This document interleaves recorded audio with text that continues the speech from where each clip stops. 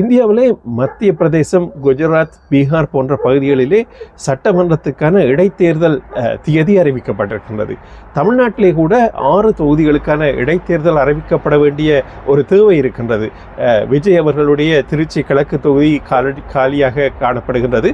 அதே போன்று அண்ணா திராவிட முன்னேற்ற கழகத்திலிருந்து தமிழக வெற்றி கழகத்திற்கு கட்சி தாவிய உறுப்பினர்களுடைய தொகுதிகள் விராலிமலை, கரூர், பெருந்துறை, தாராபுரம் போன்ற தொகுதிகள் காலியாக இருக்கின்றன.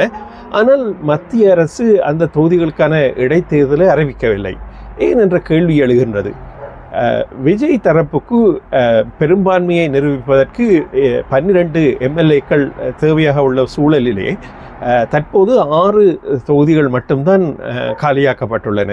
ஆக மேலும் 6 எம்எல்ஏக்கள் 6 தொகுதிகளை காலியாக்க செய்வதற்கு விஜய் தரப்புக்கு ஒரு வாய்ப்பு கொடுப்பதற்காக மத்திய அரசு இப்படியான ஒரு ஏற்பாட்டை செய்கின்றதோ என்ற கேள்வி எழுவதை தவிர்க்க முடியவில்லை. ஏனென்றால் விஜய் தரப்பு கடந்த சில வாரங்களாக தொடர்ந்து பல்வேறு தரப்புகளை பல்வேறு எம்எல்ஏக்களை ராஜினாமா செய்யும்படியும் தங்களிடம் இடைத்தேர்தல் வரும்போது தங்களுடன் வந்து சேர்ந்தால் அவர்களை வெற்றி பெறுவ செய்வதாக உறுதியளித்ததான செய்திகள் பரவலாக வெளிவந்து கொண்டிருக்கின்றன.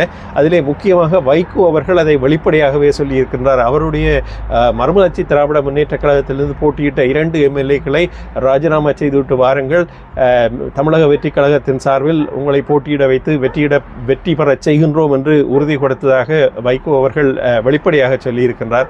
ஆக இந்த குதிரை பேரம் என்பது விஜய் தரப்பில் தொடர்ச்சியாக முன்னெடுத்து வருகின்ற சூழலிலே மத்திய அரசு கூட விஜய் தரப்பினுடைய முயற்சிக்கு ஏதுவாக இருக்கின்றதோ என்ற கேள்வி தொடர்ச்சியாக எழுகின்றது.